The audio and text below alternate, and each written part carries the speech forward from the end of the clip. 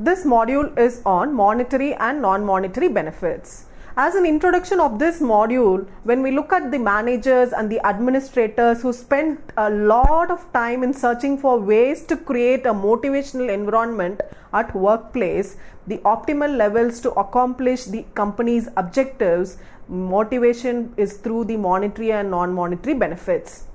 Workplace motivators include monetary and non-monetary incentives. Monetary incentives can be diverse, which have a similar effect on associates, such as the company health insurance program and so on. The purpose of the monetary benefits is to reward the employees with excellent job performance through money, including profit sharing as bonuses, stock options for the employees and warranties, scheduled bonuses during festival seasons, and additional paid vacation times, and so on. Traditionally, if we look into these such benefits to the employees, they have helped to maintain a positive motivational environment for all the employee at food service organizations. The purpose of the non-monetary benefits in the same way is to reward the associates, the employees, for their excellent job performance through their opportunities, including the flexible work hours for the employees, training them properly at frequent intervals, and also to educate on the pleasant work environment, and also inclusion of sabbaticals and so on. And now we look into these in detail. As an objective of this module, we have two objectives, and this is to compile the various benefits of employees at food service operations, and we will also look into the ways to understand the implementation of such benefits, monetary and non-monetary ways, among the employees at food service organizations. Now we will look into detail on what are the monetary compensations that are received to the employees. Monetary incentive rewards workers for their performance and productivity through cash or money. These incentives include employee stock options, profit sharing plans, paid time off bonuses, and cash awards in any form. Additional monetary incentives include bonuses and cash rewards, and these include, apart from these, the annual or semi-annual bonuses such as the mid-year or end-of-year rewards, which will motivate the employees during festival occasions. These incentives also encourage a friendly competition between the other employees at the work and also link it to the job performance. Monetary rewards always motivate employees to produce optimally with effective and efficient work performance at work. Now, if we look into the other non-monetary benefits of the employees, the non-monetary incentives rewards employee performance through their perks and opportunities. These rewards include flexible work hours for the employees, especially if there are women at work, and also training opportunities and the ability to work independently based on their performance and ability to show at work. The rewards and incentives are valuable to an employee because they allow the employees to learn skills and pursue advancement opportunities.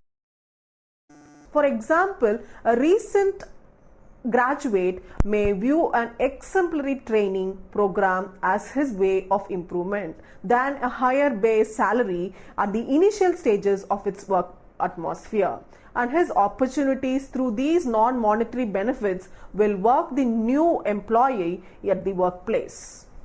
Now, the basic purpose for establishment of such a sound compensation, either in the form of monetary or non-monetary compensation and reward administration, the basic purpose of establishment of sound compensation and reward administration is to establish and maintain an equitable compensation structure to all its employees without any bias. Its secondary objectives is also the establishment and maintenance of an equitable labor cost structure and also an optimal balancing of conflicting personal interests that occurs well within the atmosphere of the satisfaction of employees and also employers as maximized, and conflicts will be minimized largely.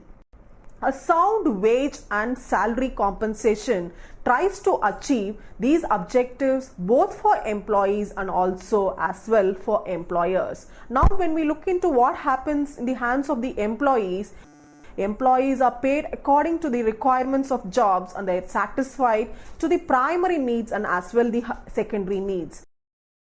That is, for example, a highly skilled jobs are paid more compensation than the lower skilled jobs, which we usually call as the white collar jobs and the blue collar jobs. The white collar jobs being the highly skilled jobs and the blue collars the lower skilled ones. This eliminates inequalities among the employees. Also, the chances of favoritism which creep also are assigned are greatly minimized to a great extent. The job sequences and lines of promotion are established wherever they are applicable. And also the employee morale and motivation is increased to higher because a wage program can be explained and is based upon certain factors. And also this does not stand alone with the employees, also it stands beneficial to the employers. They can very well have systematically planned for and control their labor cost, which will automatically affect the other costs on the establishment. In dealing with a trade union, for example, they can explain the basis of their wage programs because it is based upon a systematic analysis of job and wage facts. Also, a wage and a salary component may reduce the likelihood of a wage and a salary administration also reduces the likelihood of friction and grievances over wage inequities.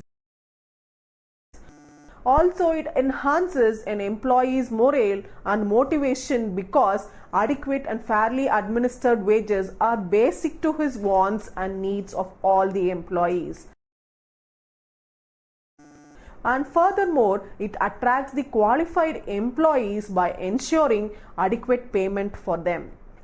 And when we look into the different types of compensation in general which is given to the employees by the employer or the administrators, it includes basic pay, commissions, overtime pay, bonuses, profits sharing and merit pays, stock options. Suppose if the company is issuing stocks or debentures, this may be issued to the employees, travel, meal, housing allowances, and benefits include also the dental, insurance, medical, vacation leaves, retirements, taxes, and so on. And these compensation and rewards are classified into two types as direct compensation and number 2, indirect compensation. Money is included. Cash is included under direct compensation, and the employees, whatever they receive in terms of cash, is under the direct compensation as monetary benefits, which is usually given as a basic salary or a wage, that is gross pay. And also where these individuals are entitled for his job, overtime work and holidays, premium bonuses based on performance, profit sharing and opportunities to purchase stock options. And while benefits come under indirect compensations in other forms than cash, may consist of the health insurances in terms of life coverage, accident coverage, health insurance, the employer's contribution to the retirement, that is for pensions, pay for vacations or illness, and employers' required payments for employee welfare and also for the security of the employees. Also, while French says the term incentive systems has a limited meaning that excludes many kinds of while French says the term incentive system has a limited meaning that it excludes many kinds of inducements offered to people to perform work or to work up to or beyond acceptable standards, and it does not include wage or salary payments and merit pay, which is mainly issued in terms of cash. And also overtime payments when they work extra, pay for holiday work, or differential according to shifts, all payments which could be considered incentives to perform work at undesirable times too. And also premium pay for performing danger tasks. It is related with wage payment plans which tie wages directly or indirectly to standards of productivity or to the profitability of the organization, or to both criteria sometimes. The compensation represents by far the most important and continuous element in the employment relationship and is of equal interest to the employer, employee, and also to the government in some way or the other. To the employer, because it represents a significant part of his cost, is increasingly important to the performance of the employees at work and also to meet the competitiveness of the industry, and affects the ability to recruit and retain a labor force with quality. To the employee, because it is a fundamental to his standard of living and is a measure of value of his services or performance to the food service organization. And thirdly, to the government also, because it affects aspects of macroeconomic stability such as employment, inflation, purchasing power, and socio-economic development in general.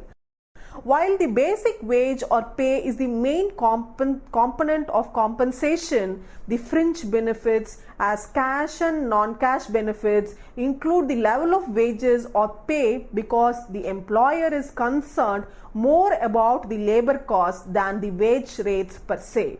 The tendency now is towards an increasing mix of pay elements of executive compensation and has substantially increased in recent years. Now, after having seen all this, we will look in detail on the methods of compensation to the employees. The operating companies need to develop a compensation package for their employees depending on the size, type of the business operation. Employers may choose to compensate their employees at food service in number of different ways. Below is the number of different methods of compensation. Now, the different modes of compensation are: the basic one as monetary benefits is the wages and salaries. Although we use the term wages and salaries interchangeably in payroll accounting, the two terms have different definitions. Wage refers to the earning of employees and is calculated on hourly basis or daily basis or weekly basis and are given only when the work is available and is not permanent.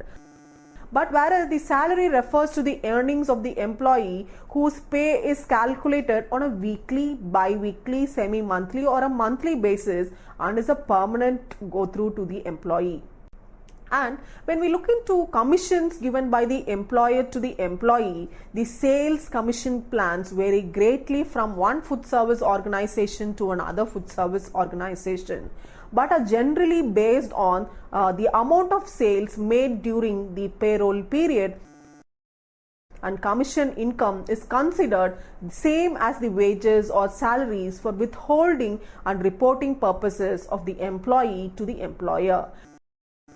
Commissions are usually computed on a certain percentage or commission rate. Some commissioned employees may not be exempt from the minimum wage requirement. The employer must determine the regular hourly rate for each non-exempt salesperson during the week and make sure this rate is at least equal to the current minimum wage, which we call as the minimum wage fixed. And now when we look into piece rate plan, employees at the food service organizations are also paid on the amount of work they do as piece rate plan and receive a certain amount for each item produced. For example, at the food production units, this system is adopted. Gross earnings always equal the rate per item multiplied by the number of items produced during the payroll period. And this is usually compensated into the wage or the salary component. And now when we look into the recent concept of combination plans, many food service organizations pay the employees, especially at the front of the house operations, both a salary and also commission. Such as a combination plan will provide some regular income and also offer an incentive for their superior sales done during their performance period. And also draws. These draws are often given to employees in the sales section who work only for commission, and a draw is an advance given to the salesperson that will be collected when future sales transactions are closed completely. These draws will be subtracted from the employee's commission after an applicable taxes and are calculated and has been withheld for some reasons. This draw is subject to all payroll without withholding the taxes and other types of earnings. And apart from these income, the other types of earnings include bonus. Bonus in different ways referred to be based on the profitable operations of the food service organizations and are paid at the end of the year. A common type of bonus may be offered to the sales people for sales of a specific product or service. Another type of bonus plan is that the part of the employment agreement pays managers in the yearly sales or the yearly revenue or yearly profit to the certain level. And also profit sharing payments are also shared to the employees. A profit sharing plan, like a bonus plan, can be structured in a number of different ways. An employer may elect to pay cash to the employees or sometimes give them stocks or debentures of the same food service organization, and also may set up a deferred compensation fund which may be helpful during their retirement of the employees. And other taxable forms of compensation is also given to the employees as compensation. Sometimes other payments to employees are required that are equivalent to wages or salaries. These include non-cash fringe benefits that is included as employees' gross earnings, and fringe benefits may include the following concepts: the personal use of companies' cars, free or discounted airline flights, vacations for their families, discounts on properties or services, membership in country clubs or other social clubs which they may use during vacation, and tickets to entertainment or sporting events are usually referred as the fringe benefits to the employees. And also sometimes the expenditures can be reimbursed and is termed as reimbursed expenses. Usually the payments made to the employees for travel and other necessary business expenses are taxable only if needed. The employee does not have to substantiate these expenses with receipts or other documentations. The employer advances an amount to the employee for business expenses, and also the employee uses for these accounts. Travel and entertainment reimbursements or other expense allowances paid to the employee under a non-accountable plan are also included as wages. Under a non-accountable plan, the employee is given a certain non-accountable amount, which is the money towards expenses, but does not have to substantiate them or return any excess cash retained in hands of the employee. Under an accountable plan, the travel allowances of the employees prior to travel in excess or deficit must be repaid to the employer with a reasonable and specified period of time through proper receipts and bills. And the next form of compensation is sick pay. In general, sick pay is any amount paid to the employee because of illness or any injury under a plan providing for such benefits. The amounts are dispersed by the insurance company or sometimes the employee trust and a reference to the third party payments sometimes.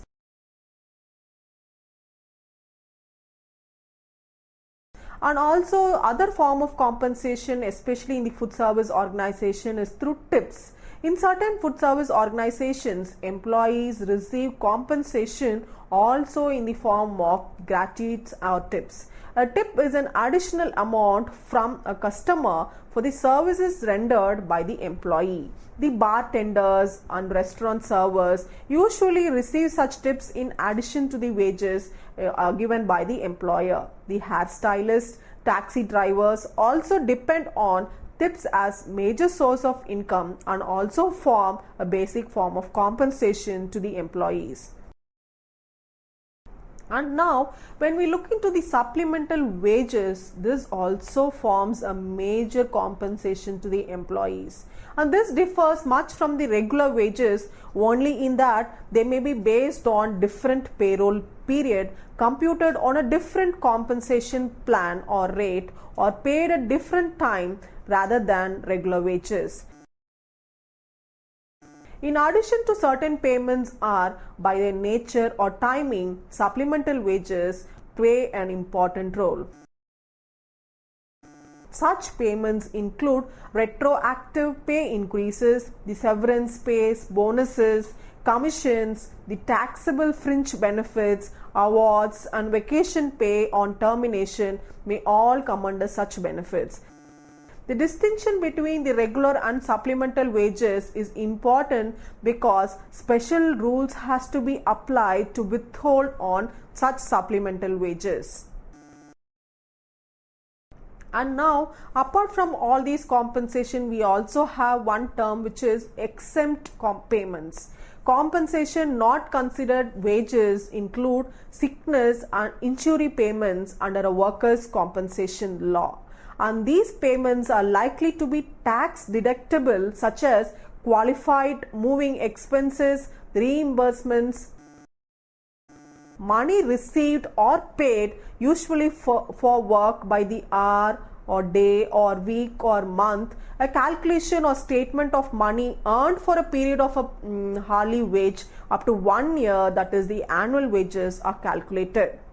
And now we will look into see what are the advantages of such compensation to the employee and as well the employers. The employee incentives can generate a healthy competition between the individuals, that is the team of employees within the food service organization. If only a certain number of employees receive incentives based on individual or group performance, that can make everyone work harder if the incentive is compelling enough.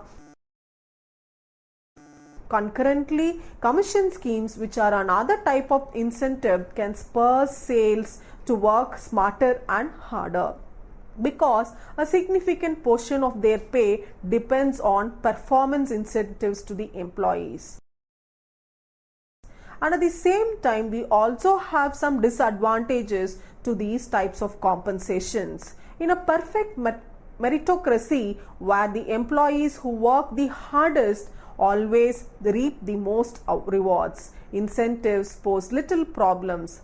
But no companies or food service organizations operate in an ideal world, and thus incentives can breed resentment and discord among the teams and the employees. While it is also easy to quantify a salesman's performance, but it is harder to quantify a staff writer's contribution to the department, which can be always differentiated as the workers at the front office and also the workers at the back house. Even if the back house departments do much higher and harder, this will not reflect, and this can lead to those under an incentive scheme to feel unappreciated or the recipients of unfair treatment. And also, apart from all these compensations, also the recent concepts catched among the companies is that they rely on employees staying on the cutting edge of technological or industry advances and offer non-monetary compensation by way of sending them to conferences, seminars, or attend the workshop trainings and few days away from office at high-tech conferences where your travel, hotel, food and entertainment costs are covered by the employer is also a non-monetary form of compensation to the employees. And such instances, the employees also get out of the office for few days but get to travel and learn new things for it to be used and updated in the food service organization when they are back to work. And also, the other catching up concept is the flexible work schedules. The flex schedules are one of the easiest ways to entice or enable the employees without addressing the compensation. Maybe if the person is early riser and like to get off to work early, the food service organization, let's start your work early the day and work only for 4 days a week, 10 hours a day, or offer a 3-day weekend twice a month is a perk that cannot be turned down. A flexible work schedule comes in handy as to take care of the family needs if the woman is employed at the food service organizations and holds down a job at the same time. Like this, we have many such compensations both in the form of monetary and non-monetary benefits to the employees, especially at the service industry like ours, the food service organizations. Now, as I conclude to this module on monetary and non-monetary compensation, furthermore, the other monetary benefits to the employees include the expansion of the course fee waivers for the children, employee assistance programs, adequate and affordable healthcare benefits, short-term family leaves for vacation and disability benefits, expanded and formalized flex time options which are most popular nowadays with adequate salaries, accessible affordable child and adult care leaves and partner benefits. And also, apart from all these monetary benefits received in terms of cash, the employees are also entitled for non-monetary benefits including enhanced communication, the supervisor training and consistency, respect and appreciation of work contributions, and accessible and also confidential grievance structures. These will enable the employees both at the front of the house operations and also at the back house operations to create a self-belongingness with the industry and give the best performance at workplace, which is both beneficial to the employee and also the employer of the food service organization.